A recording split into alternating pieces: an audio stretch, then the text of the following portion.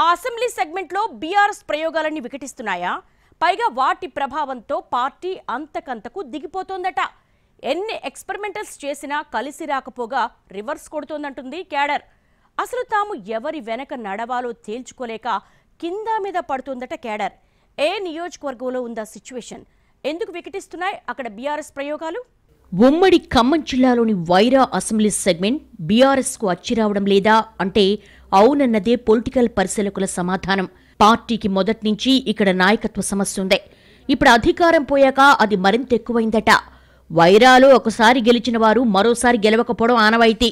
2009లో CPI తరపున గెలిచి బీఆర్ఎస్లోకి jump అయిపోయారు చంద్రావతి.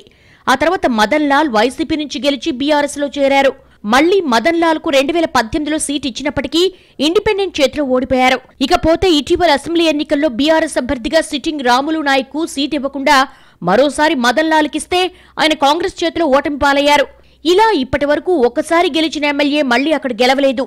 అదంతా ఒక ఎత్తైతే నియోజకవర్గంలో పెద్దగా బలం లేకుండా రాష్ట్రంలో అధికారం పోయినా వైరా బీఆర్ఎస్ వర్గాల కుంపట్లు మాత్రం చల్లారటం లేదట.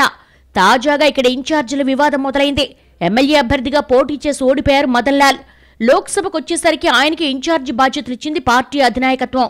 అయినా సరిగా పనిచేయడం లేదు, నామమాత్రంగా మిగిలిపోయారంటూ విమర్శలు వెల్లువెత్తుతున్నాయి. దీంతో ఎమ్మెల్సీ ఎన్నికలు వచ్చేసరికి గిరిబాబు అనే వ్యక్తికి బాధ్యతలు అప్పగించారు పార్టీ పెద్దలు.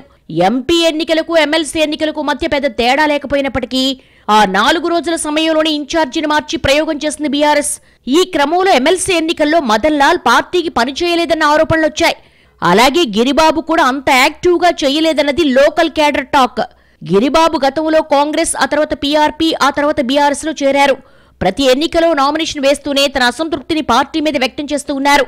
తాజాగా జరిగిన పరిణామాలు పార్టీనే ఇబ్బంది పెట్టేలా ఉన్నాయంటున్నారు. ఇప్పుడు అసలు ఇన్ఛార్జిగా గిరిబాబు ఉన్నట్టా లేక మదన్ లాలే ఇన్ఛార్జా అన్న తెలియక క్యాడరే గందరగోళ పడుతున్న పరిస్థితి. ఈ పరిస్థితుల్లో అంతా కలిసి రేపు స్థానిక సంస్థల నాటికి ఏం చేస్తారోనన్న కంగారు పెరుగుతోందట బీఆర్ఎస్ నాయకత్వానికి. అలాగే కేడర్ సైతం ఎవరి వెంట నడవాలో అర్థం కాని గందరగోళంలో ఉందంట. అధిష్టానం చర్యలు తీసుకుంటుందా లేక అంతకంటే పెద్ద సమస్యలు చాలా ఉన్నాయని లైట్ తీసుకుంటుందా అని ఆసక్తిగా చూస్తున్నారు వైరా నాయకులు.